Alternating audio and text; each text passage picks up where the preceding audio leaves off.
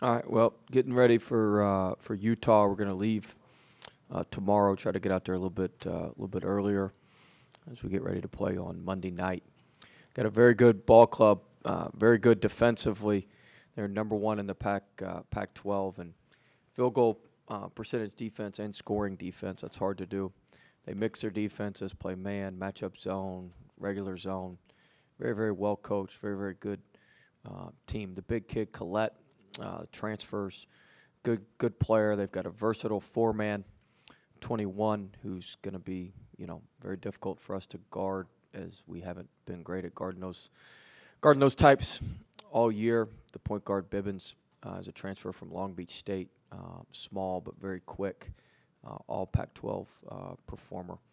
And then they've got a three-man 30 who can make shots. Their two-guard 5 can make shots. So be a good team, very, very good team. Don't really compare to anybody that I've seen in the there's no real easy comparison in the SEC, I guess you would say, to what they do or how they play. But they're a good ball club and be a big challenge for us, especially on the road.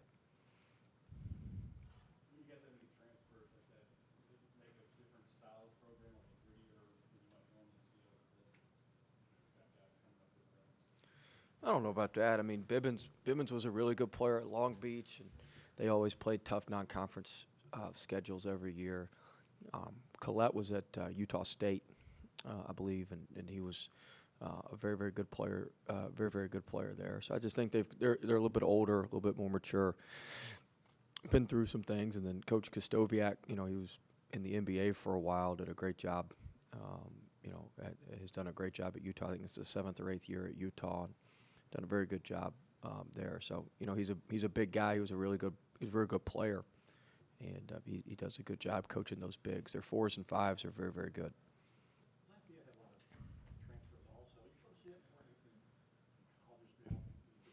Well, there's a lot of kids who do transfer, and so that's a secondary recruiting market. I spent yesterday talking with some potential, with some transfers who we have their release and that sort of thing. So I mean, that's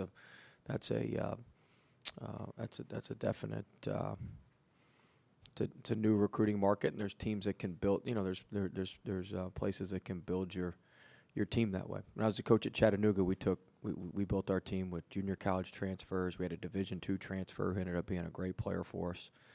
We had a couple Division I transfers who were good players for us. So it's one way to build your team and ensure that you stay old. Yeah, I mean, you're getting a little bit more known commodity. You're at least you have some idea of what they can do against some equitable level of competition.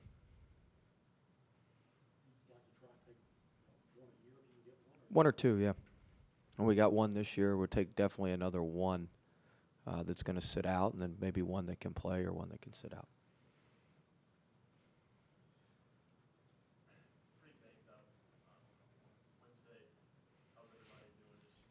Well, we're a little bit better. We're going to do some shooting and things today. Not go through as rough of a practice maybe, but do just some shooting and that sort of thing. We'll practice hard tomorrow morning before we get on the plane and head out there. But hopefully with some time we'll be a little bit better. Tremont, he had surgery on Monday to fix the nose and get everything back in alignment. So I think he was still feeling some of the effects from the surgery and getting knocked out and just wasn't quite himself the couple of days leading up to it, and certainly in the game. Skylar, there's just not a whole lot we can do. He doesn't practice. He has a soft cast on his hand, and then he takes it off for the game. We put a little tape on it, and he's gotten it out. And Epps can practice about once every 2 or 3 days, so we got to be careful with him. And Wop goes most of the time, so we'll kind of just stick to what we've been doing the last couple of weeks and see what happens. I don't know. No, it's his right hand.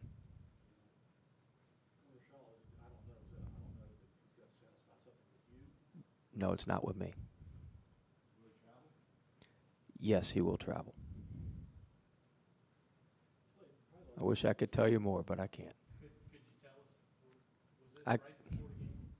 I knew at 1:24 p.m. I was in shoot-around. I got a text message when I was out of shoot-around. Is the challenge to bring that intensity to the road now? Yeah. Wow, you sound like you're in my coaches meeting this morning. But yeah, I mean that was an intense environment. And it's the first time when it got hot in the kitchen, we didn't necessarily run out. You know, we kind of been doing that for certain points. This year, when it gets real hot, we run out and hope somebody else comes, puts the fire out for us. So that was the first time in a while that we've stayed in there and fought the fire. And you know, you've got to be able to do that on the road. That's one thing to do it at home, but you've got to do it on the road. And you've got to be able to overwhelm people on the road with your spirit, with your connectiveness, with your intensity, and that's certainly been a major challenge for us, and we'll see if we can have any carryover and improve a little bit. I think you did it without Tremont, probably most of the game, maybe the best minutes he's played all year. Yeah, we did it without Tremont, and we did it without Rachal. I mean, Rachal now, he really helps us when he's doing how he's been doing the last couple games. I mean, he's one of him and Darryl are the two we got that will stay in that. They'll stay in there till the bitter end, and so, you know, it was good for us to be able to do that. I thought Sampson stepped up. You know, I've been hard on him, but I thought he stepped up. I thought he did a nice job. I thought Sims did some nice things for us, and then obviously Wop played extremely well. Yes. He can practice, travel. He can do everything but play, which is great, right?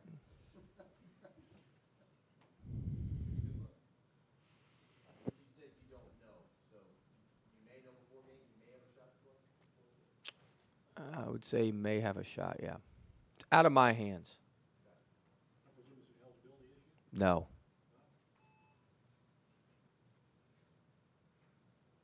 They don't rebound a lot, Utah. They don't have a lot. Yeah, they hadn't played us yet, though.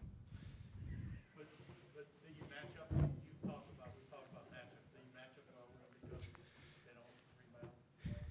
Arkansas doesn't rebound or didn't rebound well when you played. I mean, in theory, if you look at the numbers, you know, that would seem to be. You look at the rebounding numbers; theirs are as poor as ours. We're basically like the same. I think there's a couple. I think they're like 33.4. We're 33.1. I mean, it's pretty negligible difference there. But I mean, you know, who knows? And we just gave up 21 offensive rebounds. What are we talking about? I mean, and I don't think we can take anything for granted on the backboards. I would say this is a team maybe that we have a chance to compete with on the backboards. You know, this is a team that we could maybe compete with and stay close with on the backboards. But I mean, their backup. I love their kid number 3. He comes in. He is an absolute terror on the glass. I love him. High motor. He's all over the place. Absolutely love him. So what is their bread and butter offensive? I mean, are they a defensive team and their offense comes off that defense? No, they're a very good defensive team. They change their defenses. They build a shell about 18 feet from the basket, and it's impossible to, you know, penetrate that. They change their defenses a lot. So they do a really good job. They force you to take longer jump shots, and then they go chase them down. The kid Bibbins really gets them going in transition. He's small now. He's like Trey, but he can get it and go, and then they feed it into those big guys. They do a good job of playing through those big guys. Good job of playing inside out and putting stress on your defense around the rim. Will, is the elevation element, is that overplayed or maybe a reason why you're going up lower? It's a factor. We were out there last year at VCU. That's where we got sent for the NCAA tournament. It's a great play. I mean, I say act like we're punished being sent out there. It was a tremendous environment. And Utah actually hosted the tournament downtown at the Jazz Arena. Forgotten what the name of the place was called, but yeah, Smart Home or something like that. Yeah, yeah, that one. But they did a great job. But I mean, there's certain things you got to do. You got to hide. I mean, you can definitely tell. I'm a runner. I was running outside. I mean, you're a little short of breath when you're not used to it.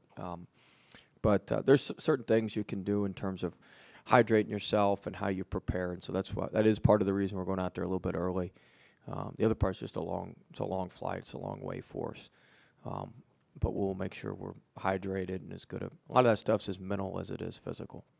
I don't think it affected our guys in the game at all. I mean, by the way, I like the quarters, but with the breaks you get and the long media timeouts, I don't think it's nearly as big of an issue. You think Tremont's still playing the face mask? No, he played great against Mississippi State with it.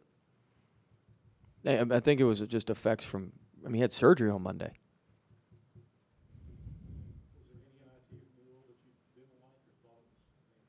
No, I like the rules. I really like the quarter. I really like the quarters. I would be all for adopting that. I like that. I thought the game flowed better. I like the free throw rule. I liked it. I thought the rules were good. I like the widened lane. I just think the game flows a little bit better. You can get into a flow a little bit more. You know, the first media in that first quarter is at the under 5, so you get off to a little bit quicker start. There's a little more strategy involved at the end of the quarters. You know, you can get a few more possessions in if you go 2 for 1 and that sort of thing. So I just think there's a lot more stuff involved in it. I think it helps the game. I think it's more natural breaks during the game. I mean, college basketball is the only basketball that doesn't play quarters. High school, NBA, FIBA, everybody else plays quarters. Women's basketball now plays quarters. I mean, men's college basketball is the only sport that doesn't do it. So, no.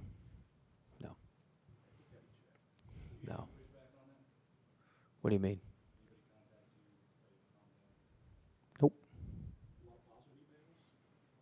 I don't read a lot of the emails, but no. I mean. There were a lot of people that said, gosh, you play on a regular basis after that game. Think that's a bad idea, good idea? On playing ULL? I mean, I think if it suits us and fits what we want to do, then we would certainly look into playing them. But you know, I'm not sure when that would be. But I mean, we're not. You know, if it fits what we want to do and fits what we need to do, then we would certainly look at it. I said when it fits. I mean, I haven't had any discussions with them about anything, so you know, I don't know. But I mean, you know, listen. The whole point of it has to be good for LSU. Period. So all that stuff about I'm standing up for LSU. I'm the coach at LSU. I stand up for LSU. I stand up for our fans. I stand up for our people. That's my job. I represent LSU. So my job is to put LSU in the best situation for success. And so whoever helps LSU be successful, then that's what we'll do. Whatever helps LSU be successful, that's what we're going to do, whether it be scheduling, whatever it may be. My job is to represent LSU, to represent our people. That's why I took offense to what was said, because I'm representing our folks. And so hopefully, you talk about hopefully they saw somebody that's willing to fight for them.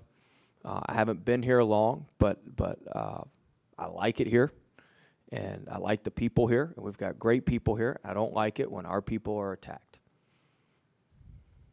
So after the game, you're going to have a lot of people say, well, he's going to say, heck no, I'm not going to play these guys. You're at least open to the idea. I'm open to playing anybody. I'm open to playing anybody, but I mean, I think they've had. I mean, I'm not saying it's going to happen next year. We probably need to let things calm down a little bit.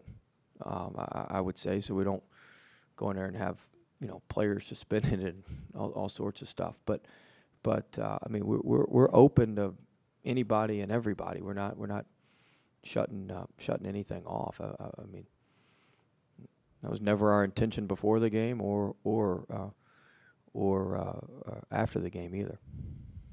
Do you believe in playing in-state games on the road or strictly?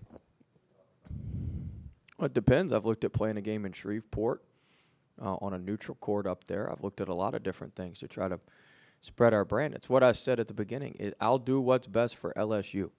If what's best for LSU is to go play somebody on the road, then I'll go play somebody on the road. If what's best for LSU. But you have to understand, when I say what's best for LSU, we have to have a certain amount of okay, so look. Non-conference scheduling is really easy. It's very difficult, but it's really easy. You get 13 non-conference games, all right? You get 12 plus the tournament. So if you're going to play in an exempt tournament, that takes up 3 games at wherever the exempt tournament is, plus 1 home game that you get. So that's 4. So now you're from 13 down to 9, but you've only got 1 home game out of that, all right? We always want to play, now that we're going to have a good team, we're going to want to play another big-time neutral game. So that gives us 5 games, all right? So we're going to have a big-time neutral game scheduled for next season. We're in the process of finalizing that deal. So that gives us 5 games. Now you've got 8 games left to schedule. You want to have a home and home where you're at home, which would be Memphis for us next year, which is actually going to double as the 4th team in our exempt tournament. So we're going to double that up. You want to have a home and home where you're away. That would be Houston for us next year. You got me? So that's 7 games. That's 7 games right there. So now you've got 6 other games. Well, those 6 other games have to be home games because you have to sell a certain amount of home games with the season ticket package. You got me? So now we're at 6 games, so that gives us 9 SEC home games, plus those 6 gives us 15. Plus the home and home that's at home gives us 16. Plus the extra game in the exempt tournament gives us 17. We had 18 home games this year, but you've got to have somewhere between 16 and 18 home games. That would give us 17 home games next year. So there's no room on the schedule to start home and it's like that. That's how the numbers work. The numbers are what they are. You can't change that. You understand what I'm saying? So it's not as simple as just we're just going to go do this and we're going to do. I mean, there's a lot of things I would like to do. We've got these great neutral teams lined up all over the country. We could play in the New York area next year. We could play in Las Vegas. We could play in Atlantic City. We could play in Miami.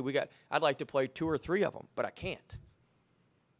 I got to choose one, and we got to pick one. And so everybody makes this out to be so simple. If I go on the road, let's say to a team in Louisiana, well, that's 1 less home game I'm getting. You understand? And if I do that, I could be taking an RPI hit if I take out the neutral game. It's all about manipulating the numbers in the RPI. It's all it is. It's all about manipulating the numbers. And so if it made sense to do it, it would make sense for us, honestly, in the best case scenario in the RPI, it would make sense for us to go play the best in-state team we thought we could beat on the road. All right? That would make the most sense for us because wherever we went in the state, the crowd would still be probably 50-50 or 60-40 in favor of the home team. It's not going to be a true road game. We should play the team that we think is going to get the most amount of wins that we can beat at their place. That would be the smartest thing for us to do scheduling-wise every year. But if we do that, you're giving up a home game, and now I got to answer for the lack of revenue for the home game. You guys understand you understand what I'm saying? So it's not as simple as just, well, we're just going to go schedule these guys, and we want to play these guys, and we want to play. You can't do that. You can't just go on a statewide tour and play everybody. But I have looked at, I realize we need to get to the northern part of the state, so I have looked at, CenturyTel or CenturyLink up in Shreveport. We've looked at playing somebody up there, but once again, I got to find a high-level opponent to come there. And if I do that, then I'm going to have to return it at a neutral site closer to the high-level opponent. And how many people can we get in Shreveport versus how many people am I going to have to go play against if I, let's say I got Kansas to come there. If I got to go to Kansas City, you got to weigh the pros and cons of all that. You understand where I'm coming from? So there's There's a lot of it's not as simple as everybody makes it out to be. A plus B doesn't equal C. A long-winded answer. You got SEC requirements. You've got like I didn't say this. The reason our RPI was low was because our opponents didn't beat anybody. 25% of the formula is your opponent's got to beat somebody. So we scheduled UNC Wilmington, which won 25 games a year before. They won 11 games this year. We scheduled UT Martin, which won 19 games a year before. They won just over 10 games this year. We scheduled Samford, who was supposed to be at the top of the SoCon. They had all sorts of injuries and won 10 games. Like, we scheduled some of these teams and think, like, that's the reason our RPI, and we lost the home games. You can't lose at home. Cannot lose at home. It's like a loss and a quarter when you lose at home. It's like 1.25 losses when you lose home. So we lost at home to Stephen F. Austin. We lost at home to Georgia. Like, those things, that's what kills your numbers. When your opponents don't beat anybody, and when you lose those home games, that it buries you. Alcorn State had won 18 games a year before, was picked top 3 or 4 in the SWAC, and their kid, Monster Johnson, goes down. Reginald Johnson, the kid from Monroe, from Richwood, he goes down, a couple games in the season when the ACL tear, they don't win nearly as many games.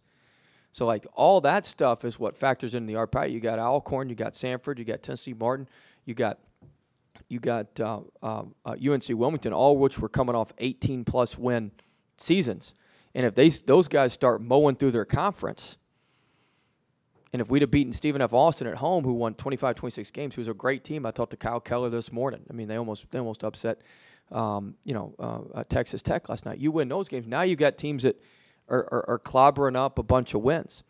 North Florida was the same way. They came in, they played for their conference championship the year before. Like, all that stuff is done strategically, but some of the teams just, like, I'm not blaming it on those guys. We're the ones who scheduled them. And part of what I was doing is I was trying to find teams that had really good 3-year RPIs for the SEC, but I knew we're going to be a little bit worse this year. I was trying to manipulate the SEC formula in reverse. That's what I was trying to do. But it bit us, and so that's part of it. But we didn't take care of our business winning the games. And then the teams that you play have to win games. That's why I'm playing Southeastern next year. Why? Because Southeastern racked up over 20 wins. And Jay Ladner's a good coach, and he's going to rack up a bunch of wins again next year because he's got a good roster coming back. Monroe's in the CIT right now. They've rallied at the end of the year, and they've got most of their team returning. So it stands to reason that they're going to be pretty good again next year and rack up 18, 20 wins again. Not to put pressure on Coach Richard, but you know what I'm saying. So, and some of the other non-conference teams we're looking at, you got to find guys that are going to beat people. Trust me, look at our RPIs at VCU. I know how to manipulate that formula now. We can manipulate that stuff. We can manipulate that stuff pretty good. So, I mean, that's what it comes down to. Doing what's best for LSU. Doing what's best for LSU. Making sure we're putting our guys in the best position.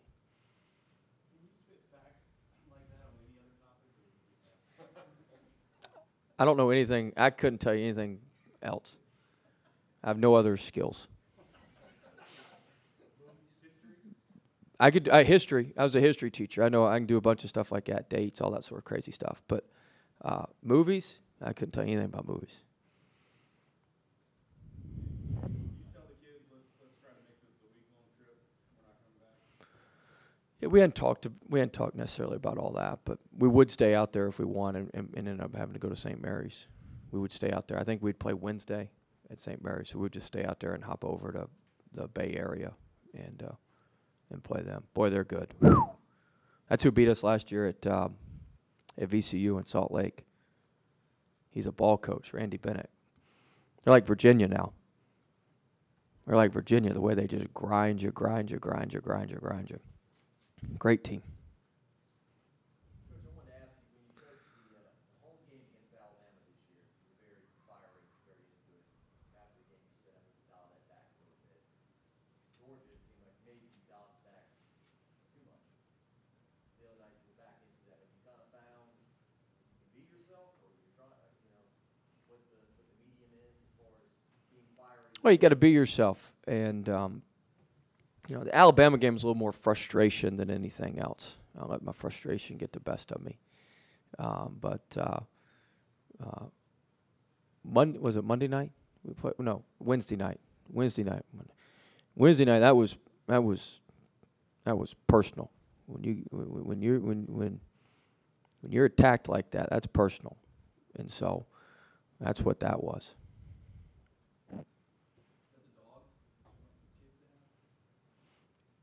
Yeah, I mean, we need that.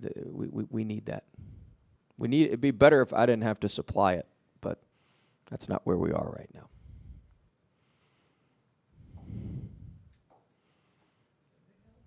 All right, now y'all all understand scheduling.